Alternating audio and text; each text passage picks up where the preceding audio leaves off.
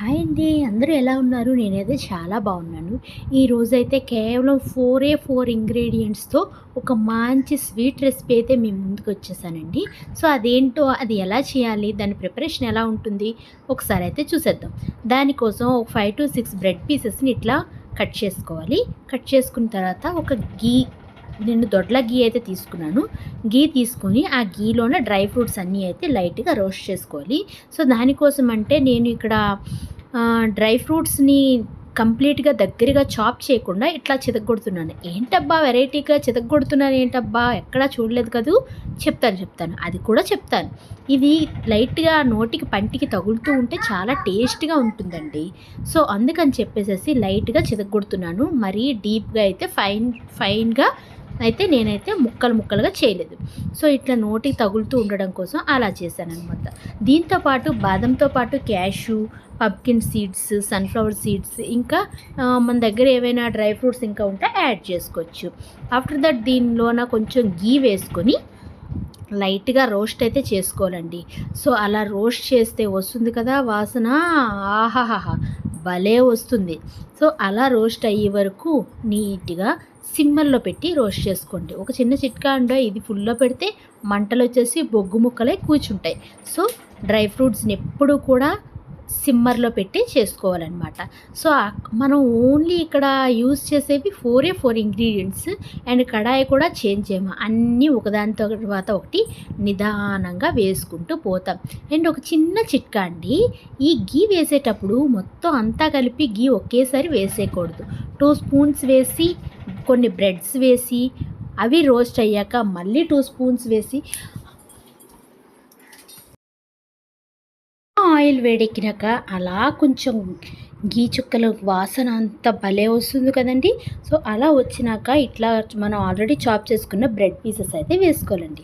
ఇలా bread pieces అన్నీ మంచిగా అరోమాటిక్ స్మెల్ వస్తాయి కదా, దీన్ని కూడా మనం లో ఫ్లేమ్లోనే పెట్టుకోవాలండి. ఇందులోన 2 స్పూన్ల గీ కాదు, మరొక 2 స్పూన్లు వేసినా మంచిగా పీల్చుకుంటుంది. సో, అలా కాకుండా మనం క్వాంటిటీకి తగ్గట్టుగానే వేసుకోవాలి.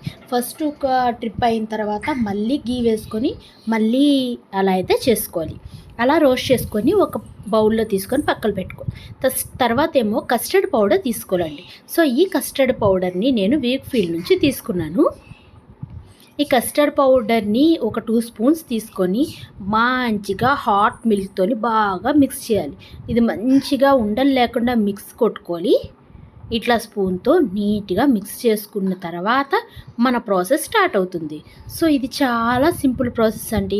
జస్ట్ 5 మినిట్స్లో అయ్యే ఒక మంచి స్వీట్ రెసిపీ అని చెప్పొచ్చు. ఆ తర్వాత ఇట్లా ఆల్రెడీ యూజ్ చేసుకున్న కడాయి ఉంది కదండి, ఆ కడాయిలోనే మళ్ళీ కొంచెం మిల్క్ అయితే తీసుకున్నాం. నేనైతే 2 కప్స్ ఆఫ్ మిల్క్ తీసుకున్నాను. దీనిలోని ఇప్పుడు మనం ఒకటి యాడ్ చేస్తాం. అదేంటంటే షుగర్. ఈ షుగర్ని మనం 1/3 కప్ ఆఫ్ షుగర్ని తీసుకోవాలి. ఎందుకు అంటారా, కస్టర్డ్ పౌడర్ షుగర్ని వేస్తే సరిపోతుంది, బట్ పిల్లలు ఇష్టపడతారు కాబట్టి మరి కొంచెం షుగర్ అనేది యాడ్ చేసుకోవాలి. 1/2 కప్ వేసుకుంటే సరిపోతుంది. నేనైతే మా పిల్లలు తినడం కోసం 1/3 కప్పు షుగర్ అయితే వేసుకున్నాను. సో, ఇలా నీట్గా మెల్ట్ అయ్యే వరకు కలిపేసేయాలండి.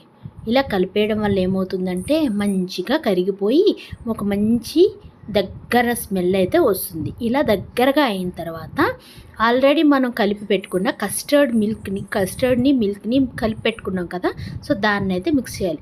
ఎప్పుడైతే మనం కస్టర్డ్ మిల్క్ని దగ్గర పెట్టామో, దానిలో వేసామో, అది చిక్కదనం అనేది స్టార్ట్ అవుతుందండి. అంటే ఒక థిక్ కన్సిస్టెన్సీ అనేది వచ్చేస్తుంది మిల్క్కి.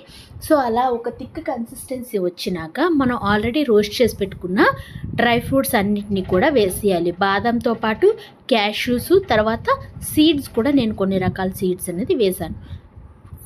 ఆఫ్టర్ దట్ ఆల్రెడీ రోస్ట్ చేసి పెట్టుకున్న బ్రెడ్ స్లైసెస్ని కూడా నీట్గా వేసేసుకోవాలి.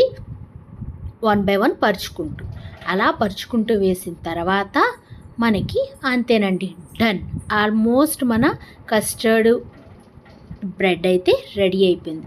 దాన్ని ఒక 5 మినిట్స్ అట్లనే ఉంచాక ఒక సర్వింగ్ బౌల్లో తీసుకొని మంచిగా ఫ్రిడ్జ్లో పెట్టుకుంటే సరి, మన కస్టర్డ్ అయితే రెడీ అయిపోయింది. ఇలా